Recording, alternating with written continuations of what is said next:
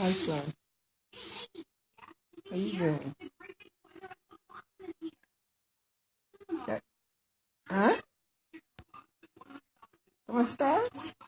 Blessing Kingdom Bless. It's dark. Oh, okay.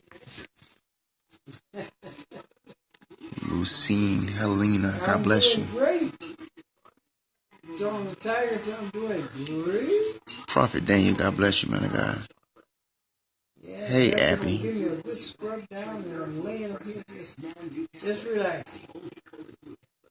I know where you been. Yeah, I'm all right. And I thank God you didn't have to pay that. SOBL 47.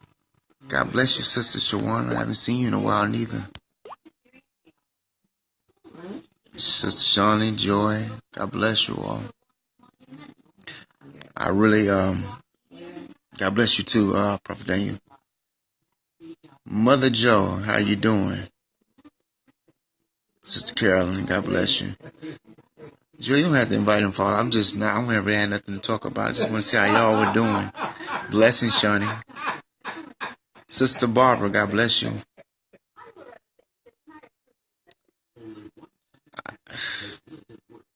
That's where I said, wait. You know what I was really...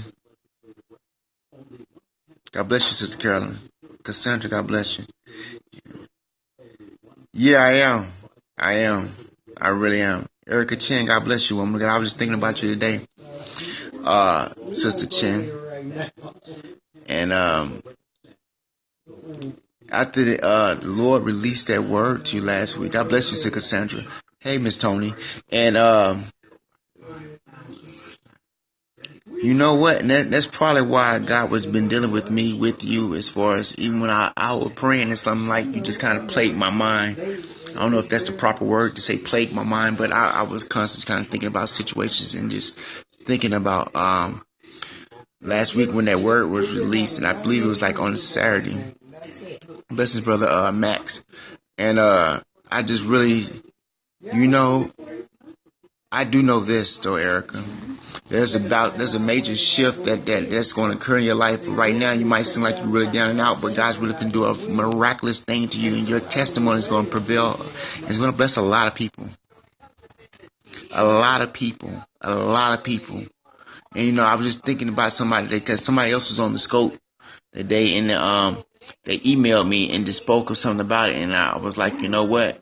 And they came up about your name as far as what it was mentioned and what was said, and it really blessed me. And it just really, you know, realizing, I know you said we remember each other from Prophet Wood's scope, and to be honest with you, I don't really recall, and I can't really remember because I know a lot of people, but after that word was released, it even just it really blessed me, and to the point where I just realized what God is taking you through. But you know, a lot of situations, even myself, even myself, you know, when you're going through a process and you're going through certain situations in your life, and it seems so strenuous and so hard at times where you feel like you can't make it. You don't know if you're gonna be able to survive, and you don't know how you're gonna make it out, but you know there is a way, and you will make it out some type of way. And what I begin to learn and understand is this: is that when we go through those certain seasons and those times, I realize that it works out. It says all things work together for the good of them who love God and are called according to His purpose. When you have a calling upon your life, and you have a situation where you're going through, a lot of us, we would say like life and death situations. So to some of us may be like, you know, oh, I lost everything. This didn't happen. You know, I almost lost my life or a certain situation.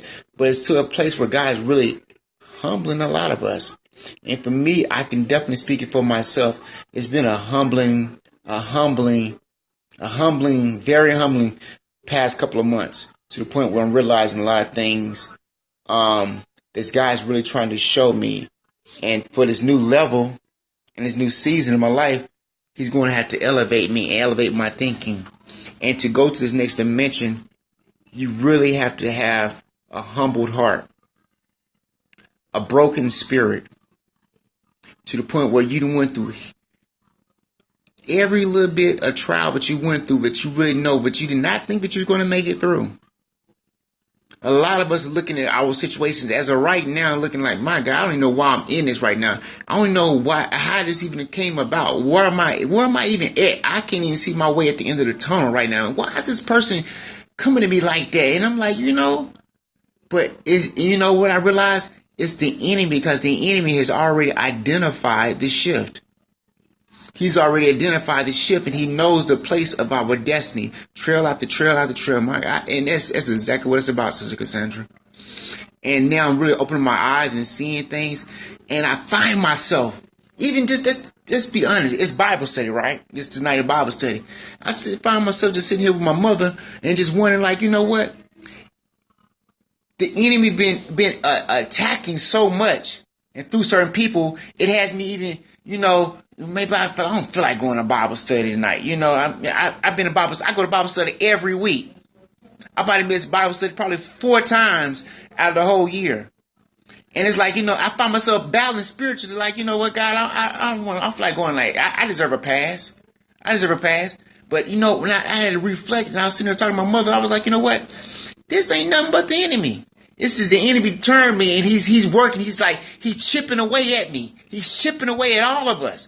And we tend to let that enemy, those chips, they tend to bother us, and we tend to wear those chips on our shoulders to the point where it starts to bother us. We be like, I ain't studying it. We walk around like everything is good, it's Gucci, and we ain't got no problems or nothing. Like everything in our life. But some of us are really going through some things underneath the surface that are really bothering us. And to the point you want to talk to it about certain people, but then you can't explain certain things to certain people, because what are they going to do? They're going to judge us. But y'all know how transparent I be. Even with me being transparent as I am, sometimes I be like, I can't go tell nobody about it. I can't. Because what that's going to do, that's going to make them think, the prophet, but ain't nobody perfect. I sure ain't. And that's why even when I get on here, and that's what, about me being transparent, what that allows me to do, it allows me to have a healing process. It allows me to actually forgive myself and be transparent with myself and know that I can't be out there trying to put on no mask, be something that I ain't, and just be who I am. Do I mess up? Yep. So if I be transparent, if I tell you about it, that means I can be transparent, I can be real with myself. And be real at where I'm going. Because if you can't be real with yourself, how you can be real with God? And God sees and knows everything. But we try to hide from God, just like Adam and Eve in the garden. When they was like, God knew what happened. He knew what happened. He knew they knew they was naked. They trying to hide around with leaves and figs and trying to hide and cover up what they did and try to cover up their sin. And it's just like us nowadays. We try to get these little fig leaves around in the area. That's right, them tricks, Miss Tony. And them tricks begin to manipulate our mind, because what does the enemy do? He begins to play on these little tricks that he's giving us. And see, a lot of tricks, we be seeing them coming. We ducking and moving, ducking and dodging. But we still allow the tricks to kind of infiltrate inside our mind, inside our thinking, inside our mentality. As much as we say, oh, I'm good, they ain't bothering me, But deep down inside, you be want to go in a corner and just cry your heart out. Am I being real? Because, man, I was thinking about this. Situation. My buddy, he called me last night, and and he was talking about a situation, and something happened where he might have could have lost his life, but he was going through a situation. He had an out with somebody, and it was his wife. And just because he had that out, he had that chip on his shoulder, and if he would have lost his life, that unforgiveness that he was holding, or that stubbornness he was holding, could have sent him straight to hell. Because I was reading the scripture, God bless you, from Arkansas, about how you say that you love God, but you say you hate your brother whom you see every day. And unforgiveness is one of the most bitterness stones or little stumbling blocks that a lot of us hold on to. And it may just be the slightest thing. Somebody might just said something to us months ago, and we might say we let it go. I let it go. I'm cool with it. But still deep down inside, it still it kind of bothers me. I try to stay away from that person. I try not to really stay connected to that person. I try not to even talk to that person. They see it, I see them coming, I go the other way. And is that really like dealing with it? Because it's like, you know what, it kind of checked me about that. And I was like, you know what, that's still kind of dealing with unforgiveness, Brian. You still got some you still got some deliverance that you need to go through about blessing Sister Sharon, but you need to deal with so that you can fully heal yourself. And see that unforgiveness, it has me being in this state of mind that I am even right now. State of mind I am in right now, because I'm like, you know what, I ain't battling with the enemy, I'm battling with myself. Because the enemy already played some tricks on my mind about some certain situations I've been going through and certain attacks. And I'm like, you know what? I'm a little tired. I don't feel like it. I've been to Bible study every week, every day. They ain't nobody gonna miss me. What if I miss some, I was sitting there thinking about it. I was telling my mom, like, I just miss it. Mom was like, no, you don't. You need to go bring me back some wisdom, something like that. But what if God has me deliver or release a word to somebody that might be in there who needs a word from me that God has put in my mouth for me to release to it, and I'm not there at the place. I'm not in position for the assignment. Because I done walked around with a little chip on my shoulder or feeling some type of way even about myself and thinking about personal issues and being selfish issues. God bless you, Brother Cooper. And I realized that can delay somebody else's destiny. I said that can delay somebody else's destiny. That's disobedience, actually. Disobedience. Just like Jonah. That's right, Brother Roderick. You're right, bro. That's disobedience. And I just sitting there thinking about, because I'm sitting there thinking about I'm battling with something that the enemy is dealing with me with on my own situation and the personal situation. And it's pushed me into a direction of sin. Yes, we do get in our emotions, but who all get in our emotions? We human. And I'm like, so I'm being human, like, yeah, I be the Bible study all the time. I can miss, right? We thinking that, right?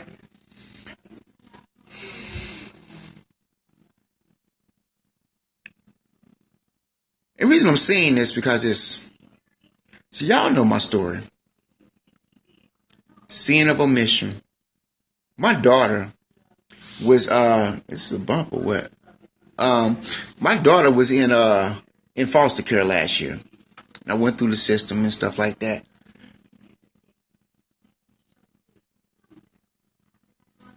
When I think, that's good, Apostle B. There you go. You're right. Last night, Brother Roger, you're right. The war with my mind, that sinful nature. But talking about my daughter, I was disturbed because it was a situation where my daughter was in foster care last year. She's out. She's with her mom. She wanted to go with her mom because I kept her from her mom because her mom was a prostitute / stripper and whatnot. And I tried to protect my daughter from that lifestyle, right? Now she's with her mom. She's out of the system. I only visit her on Sundays. But now my daughter's going through these situations where she's acting out and stuff like that. And now my ex-wife is seeing the same things that I used to see. So they're calling me and being, she want her daddy. She want her daddy.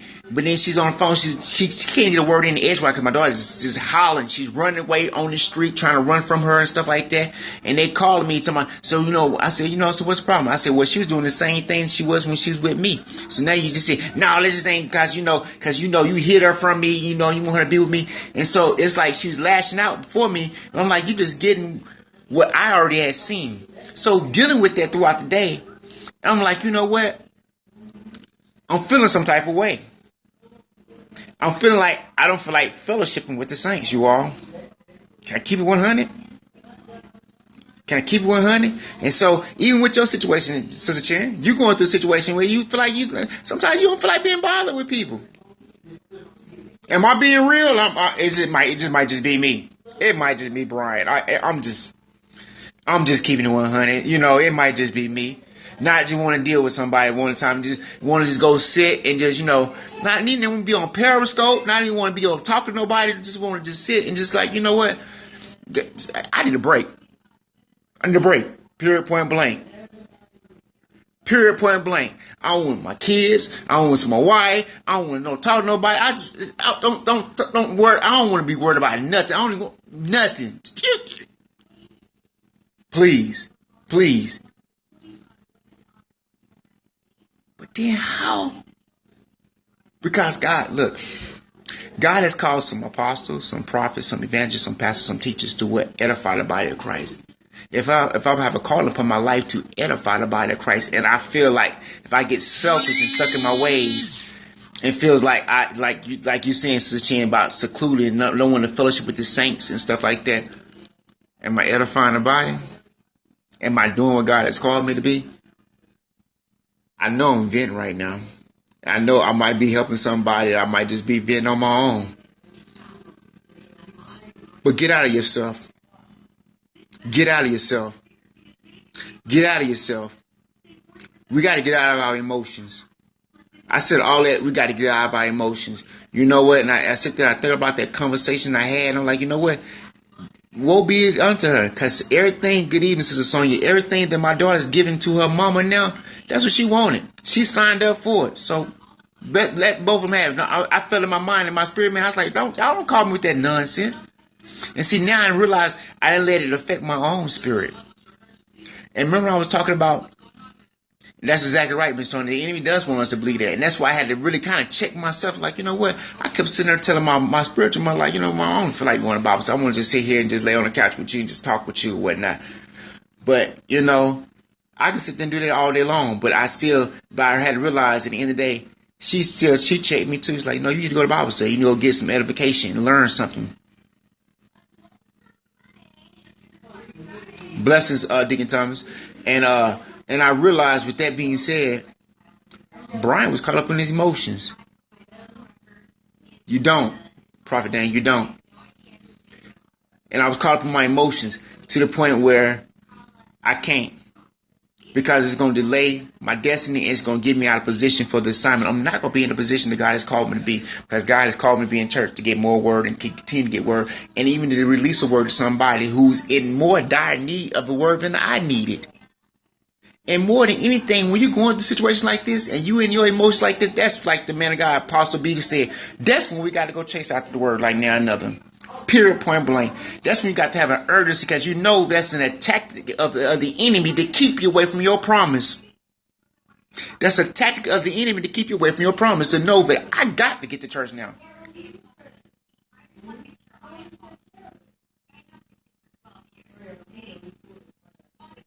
Distractions. And that's what they come. The distractions come to get us off of the mark. To get us up in our feelings. To get us getting all emotional. To getting us feeling some type of way. So now, what am I going to do? I'm going to get my butt up to get in this car. I'm going to go to church. I'm going to get a word. And I'm going to really come and receiving a word. And knowing that I'm going on assignment to do something that God has called me to do, because I know this is the enemy trying to keep me away from this assignment and keep me out of this position at this time. And I'm going to put my feelings to the side and get out of my emotions and my feelings. Why are you saying all this, Prophet? Because some of us are caught up in our feelings right now. Good to hear from you, Brother AJ. Some of us are caught up in our feelings right now. We set up in this old pity party, this old woe is me type of situation. And this woe is me type of situation, this mindset is keeping us out of position. Remember, God had already released to me this prior weeks and it's been saying about the shift, and the shift has already taken place. If you're not in position for the shift, you can't receive the promise. If you're not in position for the shift, you can't receive the promise. Don't let your emotions become a distraction and get you off the mark and not prepared for the shift. Don't let your emotions get you off the mark and not be prepared for the shift that God is about to put into your life, because the shift is already taking place. You got to line up with this shift. That's all of us. Nevertheless, moments, Apostle B, you're right, bro. And I receive it, Shawnee. I receive it. Apple of God's eye, God bless you. And you know what? I thank God for even this talk and even this little conversation on Periscope. So now I have a dire need to get in position and get to the house of God to fellowship with the saints and not forsake the assembly of the saints. To know that God, there's a word in the house of me tonight.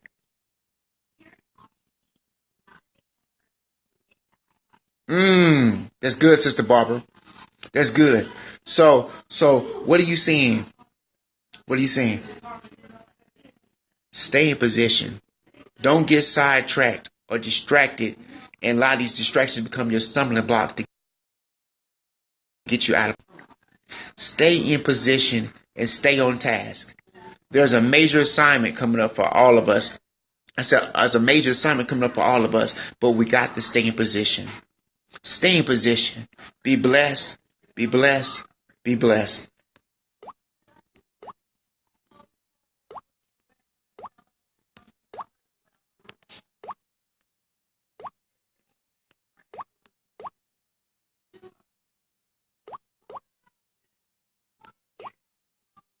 That's right.